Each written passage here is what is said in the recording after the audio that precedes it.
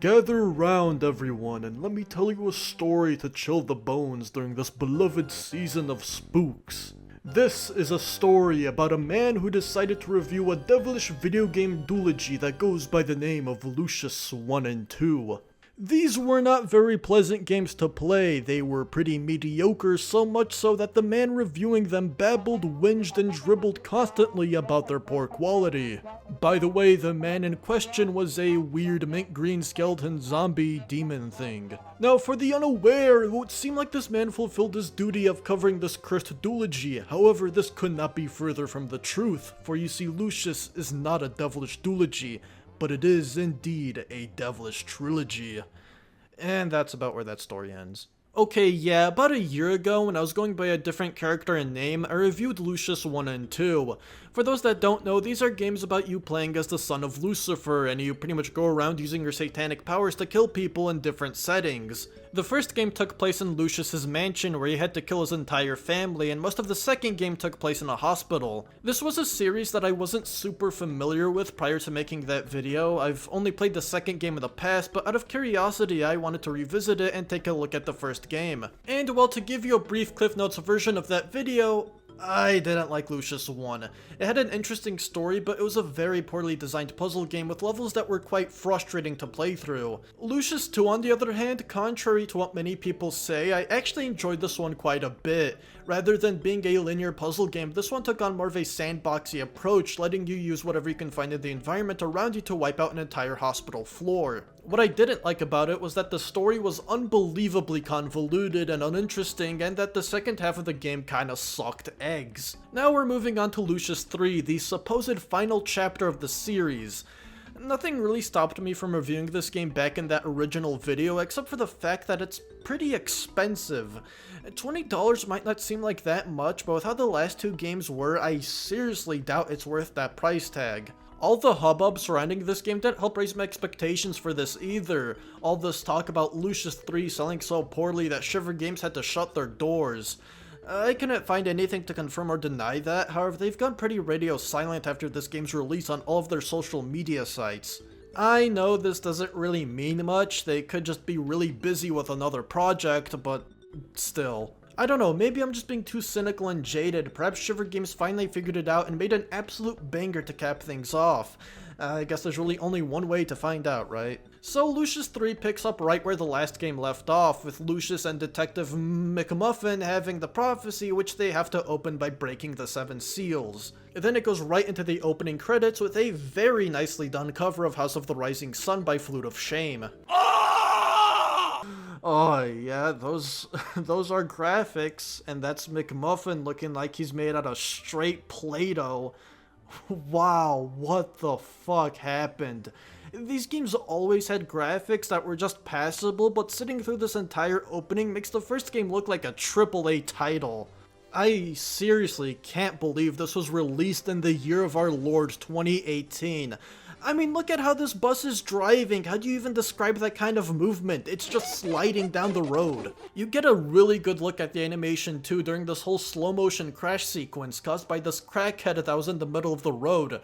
This is supposed to be the climax of this whole thing, but it just looks so bad. I'm honestly amazed at just how well this game managed to flop a decent first impression in just a span of a few seconds. I don't look at this and feel stoked or hyped. I look at this and think, yeah, this is probably going to be kind of painful. But as the saying goes, never judge a book by its cover. Maybe I should give it the benefit of the doubt here. After all, we're not even a minute in. You quickly find out that the crackhead who caused that whole crash was the angel Gabriel. Apart from that, there's barely anything else of actual substance to take away from this cutscene. Again, the animations here look terrible.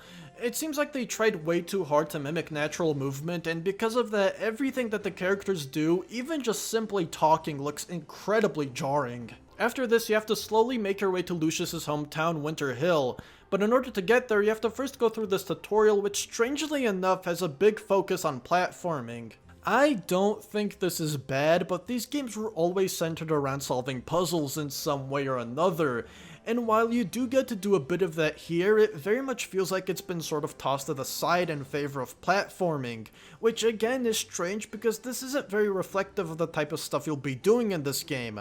I'm gonna jump a little ahead here, but you only really do some platforming in like 3 different parts of the game. Something else that's strange is the fact that they really nerfed Lucius's abilities here.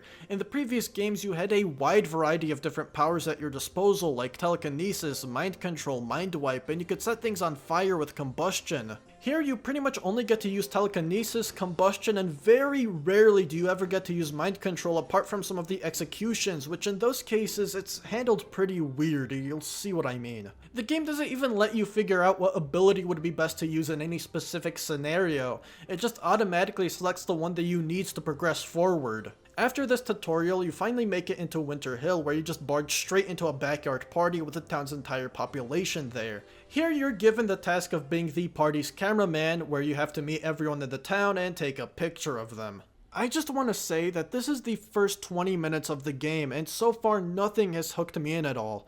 20 fucking minutes. At this point I should have at least gotten a small taste of what this game has to offer, but no, instead I have to sit through undoubtedly one of the worst missions I've ever had to play in any game. This is just cutscene after cutscene of some of the most boring, one-dimensional robotic characters you'll ever meet. There's hardly any personality or flair to this that makes it the slightest bit memorable. I totally get what they were trying to do here too, introducing the player to all the characters that they'll end up killing, but there's definitely a better way of doing this that doesn't have the player sitting through multiple dreadful cutscenes. This whole mission is like 10 minutes long when it should really be like 5 at most, and there's not enough to these characters that warrants them having their own cutscenes that mostly tell you information you could have easily figured out just by looking at them. Once you're done with this rather unamusing task, you then head over to McMuffin's house to discuss the prophecy.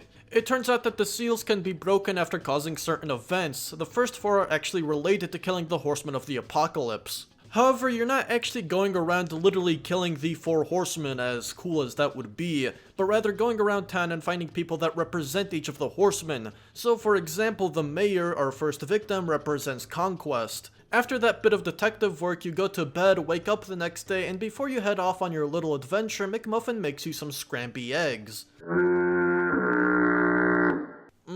Yes, just how I like them, looking like a steaming pile of garbage. And like a complete barbarian, Lucius scarfs it all down with his bare hands. Lucius I was a puzzle game, Lucius II was like a sandbox puzzle game, Lucius III is an open world puzzle game, and when I say open world, I mean it's a world and it's open. There's not much more to it than that. They really didn't need to take this approach.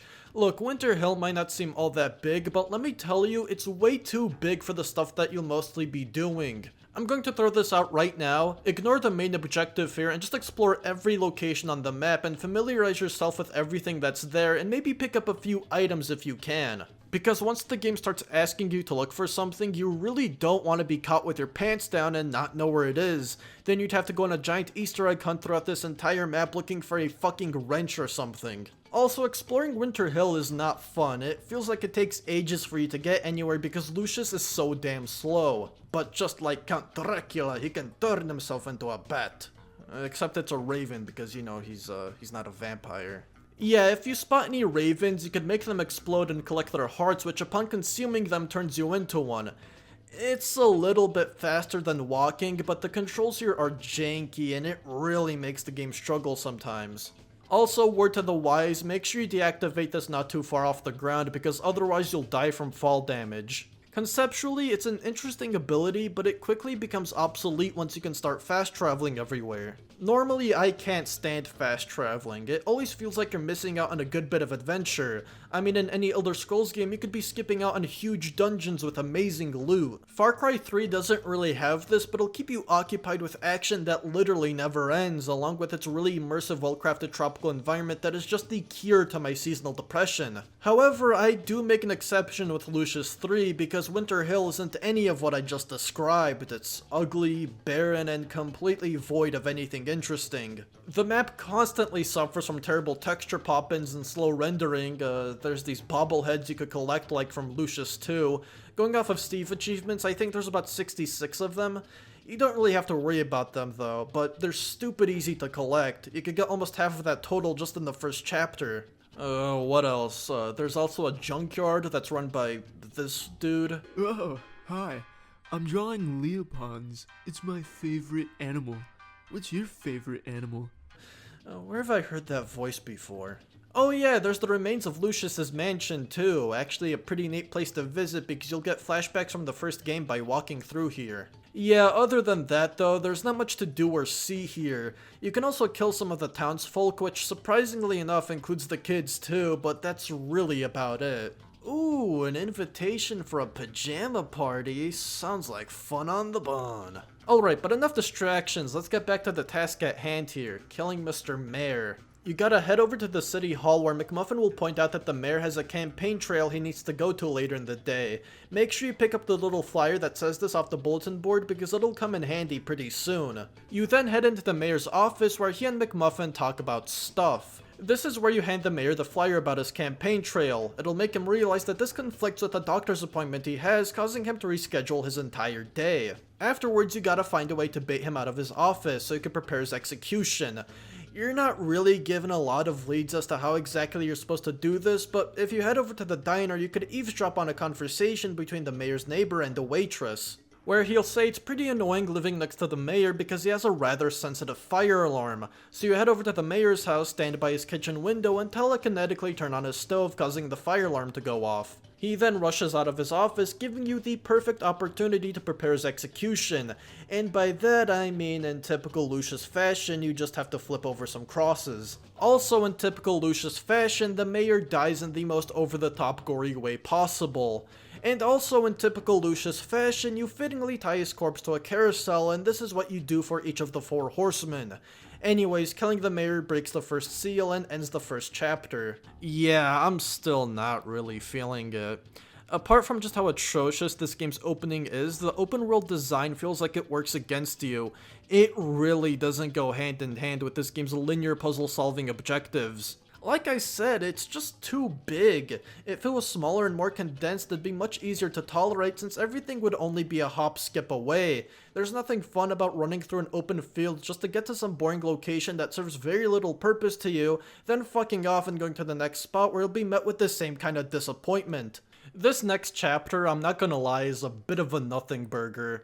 You'll be going after the town's priest who represents war, but there's one tiny issue with that. See, the thing about priests is that they mostly spend their time in a church, and the thing about churches is that they're mostly littered with crosses, which Lucius is severely allergic to. You can take care of the few small ones that are right next to the front door easily, but keep in mind that there's a much bigger one on the roof. Thankfully, the junkyard goblin is selling a wrench, however he won't give it away unless you get him some super rare processor. As it turns out though, there's a retro console in the mayor's house, and if you happen to have a screwdriver, you can open it up and obtain said processor and hand it over to the junkyard goblin in exchange for the wrench. Realistically, this is a bit of an unfair deal, but seeing as how there isn't a single Home Depot in this godforsaken backwoods hellscape, I'd say it's safe to assume that wrenches are probably a bit of a hot commodity here. Anyways, now you gotta waltz over to the church and unscrew the giant cross.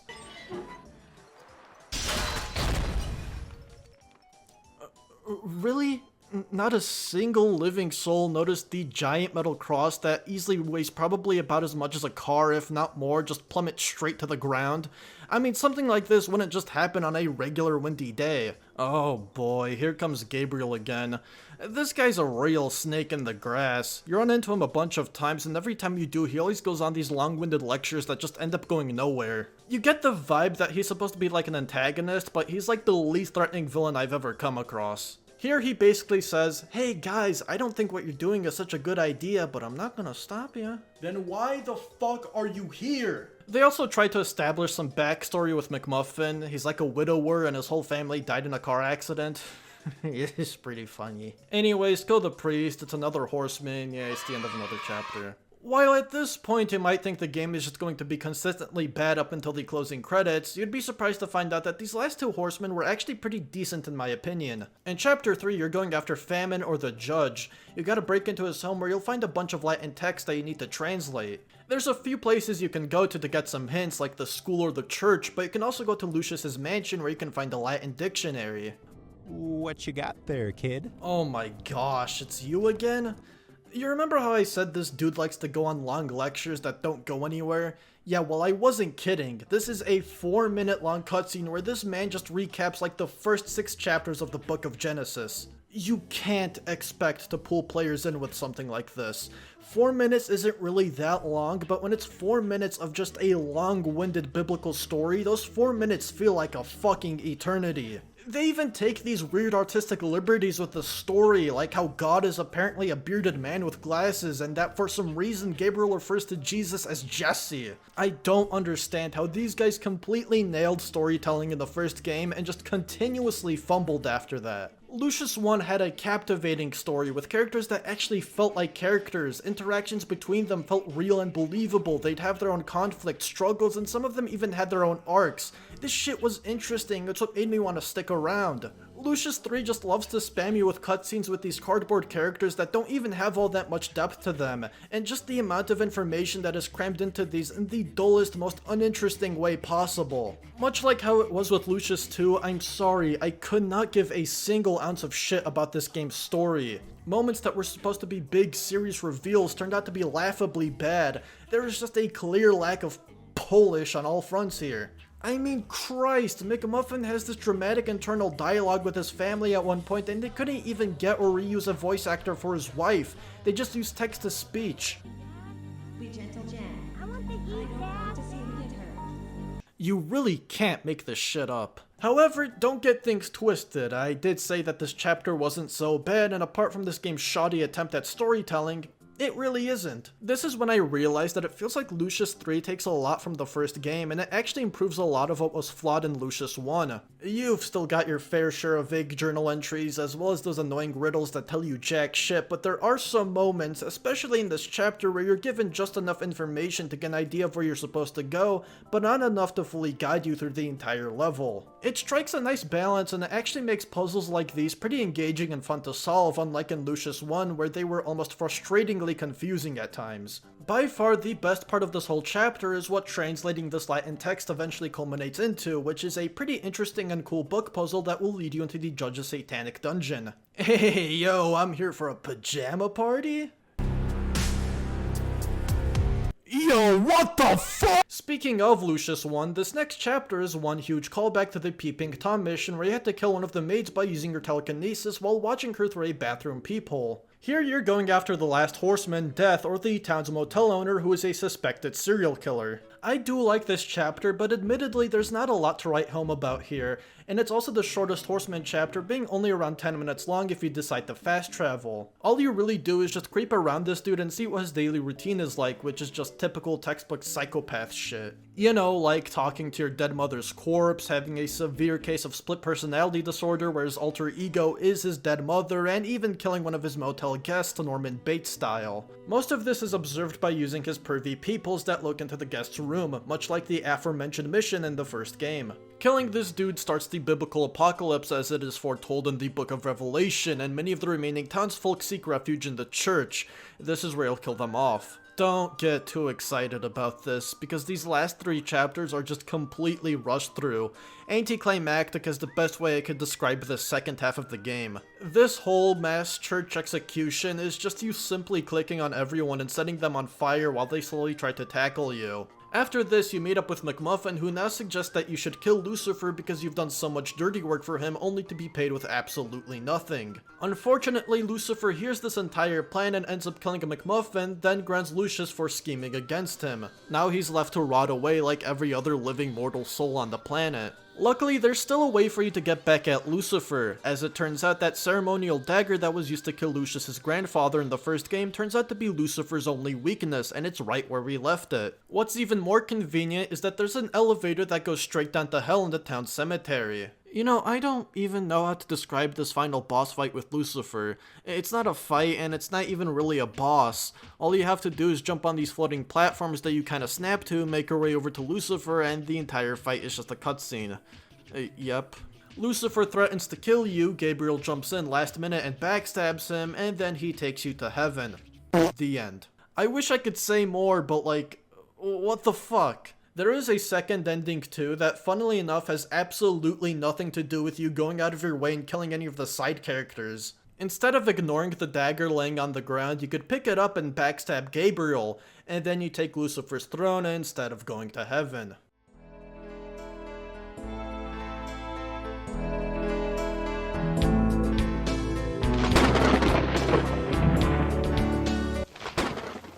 You probably expect some heartfelt eulogy from me to commemorate the last game in the Lucius series, but nah.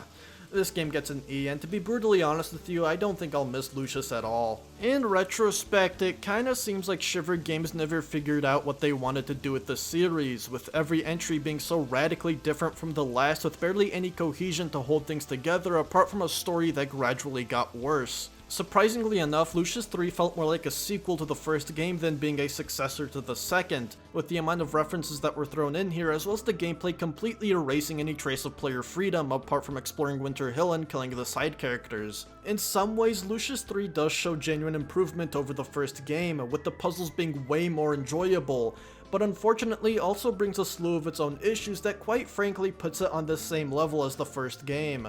The town of Winter Hill has no reason to be as big as it is. Exploring it feels like it's just extra padding for a game with not a whole lot of substance, which it honestly probably is. This game is only about 5 hours long, which is also probably why it spams you with so many cutscenes. Just in general, it feels like a lot of corners were cut here, the quality is not all there, and it makes it really hard to take anything seriously at times. I cannot, in good conscience, recommend this game to anyone, especially with a price tag as egregious as that. There are so many games that are much better than this that ask for the same amount, some of which even ask for way less than that. I know Shiver Games is a small studio that I think consists mostly of about 5 people, and I'd hate to give them such a hard time for this. I know making a game isn't easy, especially with a team that only has a small handful of members, but it seems like these guys just bit off way more than they could chew, ultimately leading to an exceptionally mediocre conclusion to a trilogy that never truly lived up to its full potential.